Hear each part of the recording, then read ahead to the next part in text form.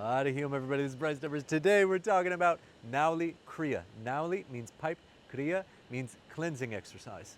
This is the most potent abdominal self-massage technique that I know.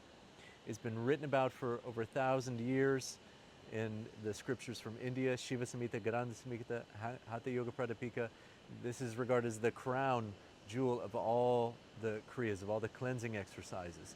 And you do this by using your breath, your diaphragm, to create a deep internal vacuum, and then you alternate the left and right sides of rectus abdominis to churn the ocean of milk, to churn the abdominal cavity and to wring out all the juices of the internal organs, flood a whole lot of fresh oxygenated blood into those organs, smooth out all the fascial webbing around these organs. If you have abdominal pain or digestive issues or eliminatory issues or any kind of issues going on with your organs, this practice could be extremely potent for your longevity for the rest of your life. If you could spend time learning one really out there wild practice, this is the one, you guys.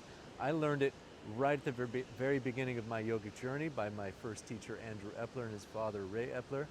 They learned it from their teacher, Cliff Barber, David Williams, Danny Paradise, a lot of the old school first Western yogis to go to India and study Ashtanga with Pattabhi Jois in the 1970s. They all would do this as a warm-up before jumping into the sun salutations. These days it's kind of become a lost practice, but it's fantastic. Highly recommend it. So there are several stages to learn the full practice. The first dimension is usually quite approachable for everybody. This is creating a deep vacuum by using the diaphragm. The next step is maintaining the vacuum and engaging rectus abdominis. That creates an isolation. That is where the learning curve is. That is the part that took me about 1 year to finally figure out, because you're doing these opposing movements at the same time, but it's all in the mind, your ability to maintain the vacuum and to isolate rectus abdominis. Once you can create that isolation, then there are exercises to isolate one side of rectus abdominis. And that's when you start moving it from side to side, and then you start playing around with these circles, moving side to side while maintaining the vacuum. And that is what massages those deep internal organs and smooths out all that fascia, brings in all this fresh blood into those organs so they can move the way that they're supposed to when we breathe, so that they can function the way that they're designed to. Now, my friends, without further ado, here is Nauli Kriya. Harihi Om. All right, everybody. Ideally stand in front of a full-size mirror.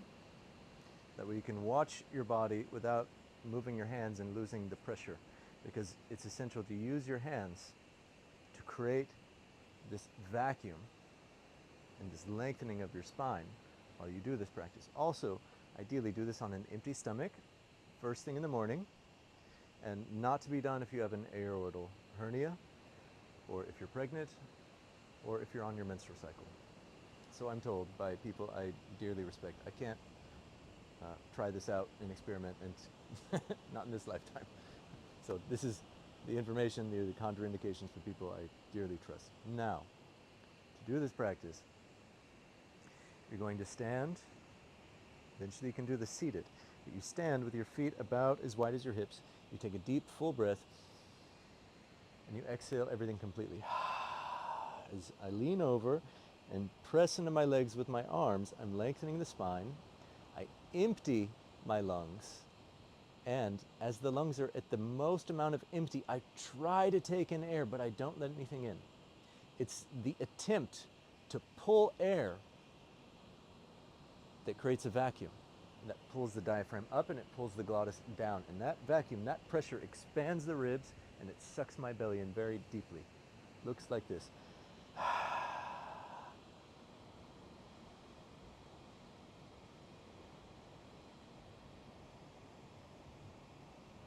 Then I release the pressure and I take 2 breaths. I always take 2 breaths in between each round. On your own, do about 3 rounds of each exercise. Take 2 breaths in between. Now, while I'm doing this vacuum, this is different than just simply sucking in on the belly. If I relax my belly and I suck in, that is a muscle called psoas minor, which is behind the organs and attaches way up high. That It's just a simple pull, and that is like a functional Uddiyana Bandha you can do when you're walking or sitting or doing an asana practice. And this vacuum is also not a, it's not a tightening of the superficial abs of rectus abdominis. The vacuum is deep in the diaphragm. The belly is totally soft.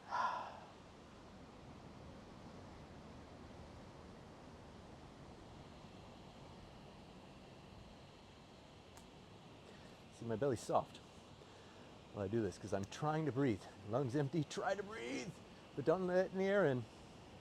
Is that attempt to pull in the air, but not letting anything in, that creates this expansion, this deep vacuum. Again, one more time.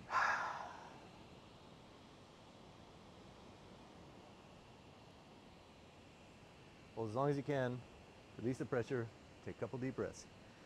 This movement, most people attempted and played with when they were children. It's a very intuitive movement. This is the first step. It's approachable by pretty much everybody. Second part is where it gets a little bit more tricky because we're doing opposing movements at the same time. I'm maintaining the vacuum, maintaining the pressure, and then at the same time that I keep this expansion, I tighten my abs as if I'm going to do a sit-up or a crunch. And that engagement of the superficial muscles of rectus abdominis, six-pack, or four-pack, or whatever, how many packs you got, one pack. The isolation comes through while maintaining the pressure. And that looks really wild, feels really wild, looks like this.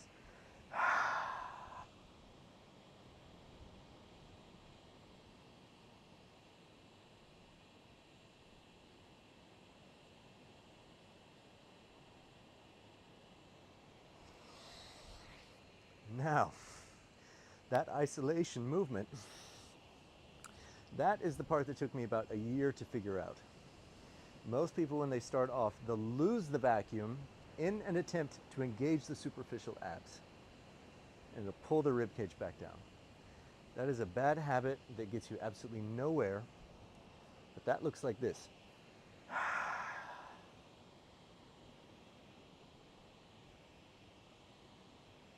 Don't do that. Maintain the lift, maintain the pressure, keep pulling everything in, and tighten the very center. One more time. Looks like this.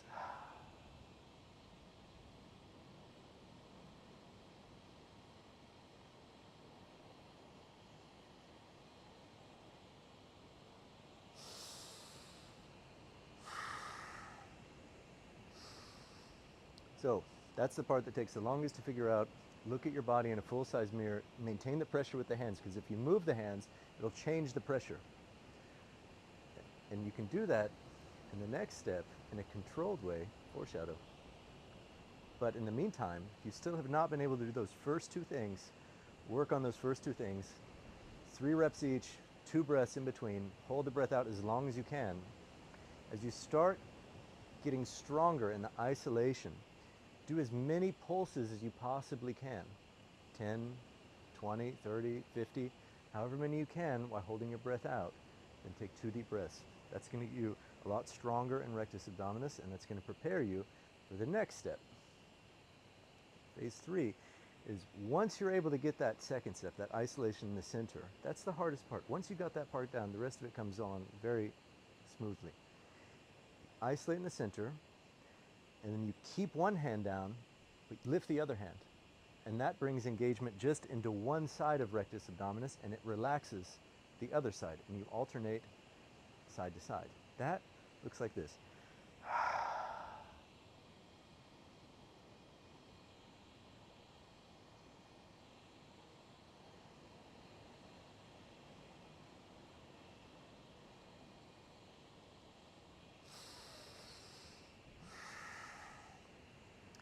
Once you can do this part, you're nearly there.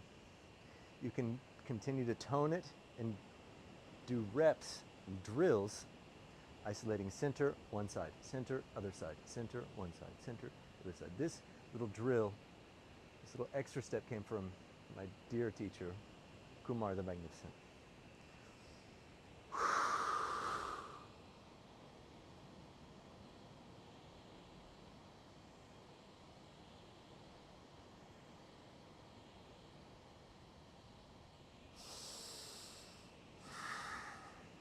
Again, three rounds, 2 breaths in between each round, just cultivating each of these stages.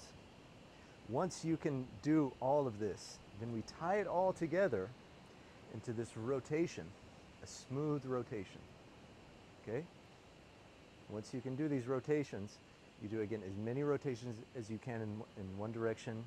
Stand up, take 2 breaths, and do as many as you can on the other side. Do your best to do the same amount of rotations on both sides just to keep everything symmetrical, or as close to symmetrical as possible. Most likely one direction is going to be more difficult for you than the other one. Maybe even spend more time with the difficult direction to balance things out. Okay? Full thing, again, looks like this.